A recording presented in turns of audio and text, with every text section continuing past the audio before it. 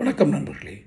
இந்த நாட்டு மக்கள் சுபிட்சம் குறைந்த மக்களாக மாறுகிறார்கள். அதாவது செழிப்பில்லாத மக்களாக மாறுகிறார்கள். செழிப்பு கூட விடுங்க, பணம் இல்லாத மனிதர்களாக மாறுகிறார்கள் ஒரு பக்கம். இன்னொரு பக்கம் பணக்காரர்கள் அவர்களுடைய பணத்தினுடைய மதிப்பை, சொத்து மதிப்பை கூட்டிக் கொண்டே செல்கிறார்கள் என்று வீடியோக்கள் நிறைய வெளியிட்டிருக்கேன். இதற்கான அடிப்படை பொருளாதார காரணங்கள் பொருளாதார நிபுணர்கள் நிர்ணயிக்கட்டும். ஆனால் இங்கு வேலை வாய்ப்போ அல்லது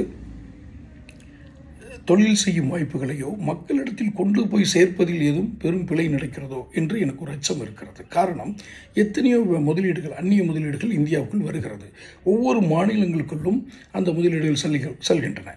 ஒவ்வொரு துறை சார்ந்த முதலீடுகள் அந்தந்த துறை சார்ந்த நிபுணத்துவம் பெற்ற அல்லது வசதிகள் உள்ள மாநிலங்களாக சில மாநிலங்கள் தங்களை வெளிப்படுத்துகின்றன. எக்ஸ்போசர், அந்த எக்ஸ்போசர் அடிப்படையில் நம்மளுடைய சட்டபூர்வமான அமைப்புகள், நிதி ஆயோக், இது மாதிரி அமைப்புகள் கூட முதலீடுகளை இங்கே கொண்டு வருகின்றன. கிராமப்புற பெண்கள் மேம்பாட்டத்திற்கான சில திட்டங்களை கொண்டு வருகின்றன. இதெல்லாம் பொதுவெளியில், அதாவது டொமைன்லேயே கிடைக்கிது இந்த விவரங்கள். இன்னொரு பக்கம் வெளிநாடுகளில் இருந்தும் உள்நாட்டில் இருக்கக்கூடிய பெரும் வணிக நிறுவனங்கள், பெரும் தொழிற்சாலைகள், இவர்கள் தங்களை விரிவுபடுத்துகிறார்கள் அல்லது புது புது தொழில்களை ஆரம்பிக்கிறார்கள். இந்த கால மாற்றத்திற்கு ஏற்ப தொழில்களை ஆரம்பிக்கும் பொழுது வேலைவாய்ப்புகள் கூடும். இப்படி ஒரு பக்கம் கூடிக்கொண்டே போகும். அதே முதலீடுகள், இந்த முதல்வர், என் தமிழக முதல்வர் கூட நான் வெளிநாடு சென்றேன், இவ்வளவு முதலீடுகள் வந்து சேரும், அந்நிய முதலீடுகள் நம் மாநிலத்துக்கு வந்து சேரும் என்றெல்லாம் கூறினார். அப்படியெல்லாம் செய்திகள் வந்து கொண்டிருக்கும் பொழுது கடனை திருப்பி செலுத்த முடியவில்லை, தனிநபர் வருமானம் குறைகிறது என்று ஒரு பக்கம் இந்த சூழல் நிலவினால் இந்த இரண்டுக்குமான இடைவெளி எங்கு இருக்கிறது?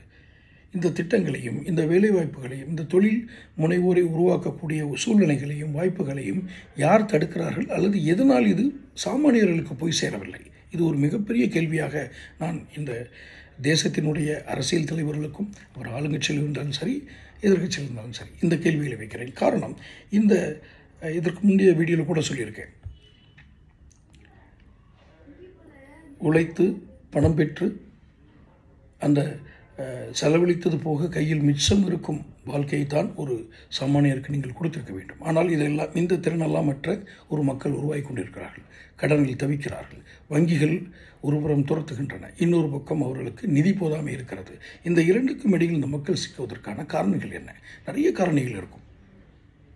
அரசு இந்த திட்டங்களை கொண்டு போய் சேர்ப்பதில் எதுவும் சுணக்கம் ஏற்படுகிறதா? அல்லது தொழில் முனைவோர் அல்லது தொழில் செய்ய விரும்புபவர்களுக்கு அதற்கான சாதகமான சூழல் இல்லையா? அல்லது அவர்களுக்கு அந்த செய்திகள் போய் சேராமல் இருக்கிறதா?